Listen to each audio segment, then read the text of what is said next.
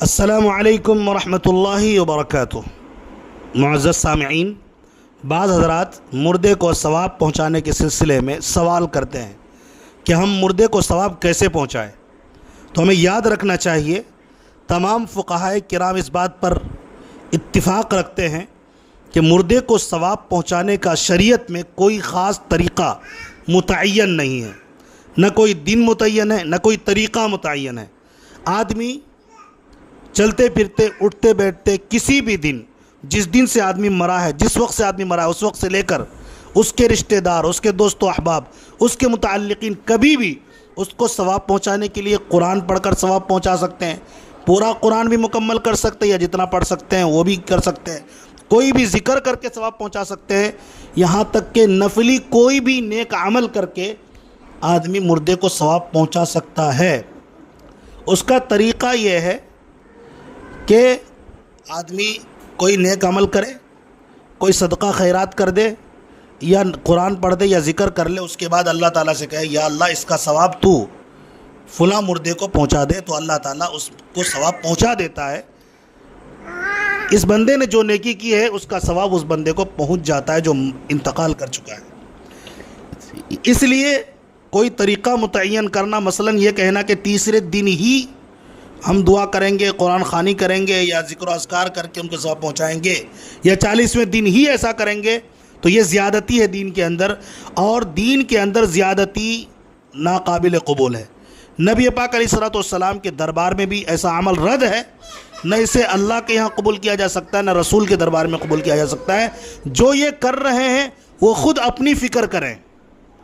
اللہ تبارک و تعالیٰ کے یہاں اس طرح کا عمل جو دین میں نہیں ہے، متعین کر کے کرنا، اور جو ایسا نہیں کرتے اس کو برا بھلا کہنا، یہ زیادتی اور ظلم ہے، اور یہ جہالت ہے۔ نبی نے ایسا نہیں کہا، نہ نبی نے ایسا کر کے دکھایا، نہ صحابہ نے کیا، نہ تابعین نے، نہ اولیاء نے، نہ بزرگان دین نے۔ یہ سب اپنا گھڑا ہوا طریقہ ہے کہ 3 دن ہی میں کرنا ہے، 40ویں دن ہی کرنا ہے۔ میں پوچھتا ہوں، آپ اسی دن کیوں ثواب نہیں پہنچا سکتے؟ دوسرے دن کیوں نہیں پہنچا سکتے؟ تیسرے دن کیوں نہیں پہنچا سکتے؟ چوتھے میں کیوں نہیں؟ 5ویں دن کیوں نہیں؟ یا 30ویں دن کیوں نہیں؟ 40ویں دن ہی کیوں؟ اسی طرح 1 سال میں ہی کیوں روز پہنچا سکتے؟ کبھی بھی دن میں ہی کیوں؟ رات میں کیوں نہیں؟ رات میں ہی کیوں؟ دن میں کیوں نہیں؟ ہر وقت، کبھی بھی، کسی بھی وقت، کہیں پر بھی، سب مل کر بھی اور اکیلے بھی، کسی بھی حال میں بھی کوئی بھی نیک عمل کر کے ثواب پہنچایا جا سکتا ہے۔ صحیح طریقہ یہی ہے، نبی اور صحابہ کرام سے اسی طرح سے ثابت ہے۔ لہٰذا طریقہ متعین کرنا، دن متعین کرنا، یہ بدعت ہے۔ اللہ تعالی ہمیں نیک عمل کی اور صحیح طور پر عمل کی توفیق نصیب فرمائے۔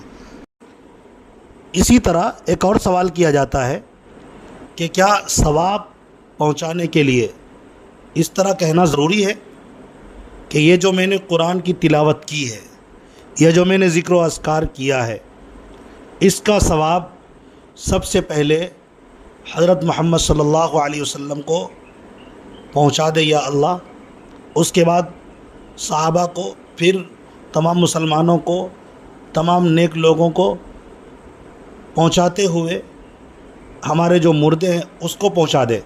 کیا اس طرح کرنا ضروری ہے؟ اس طرح سے نبی صلی اللہ علیہ وسلم سے لے کر ثواب پہنچاتے ہوئے مردے کو پہنچانے کی دعا کرنا، کیا یہ ضروری ہے؟ تو جواب عرض ہے کہ یہ ضروری نہیں ہے۔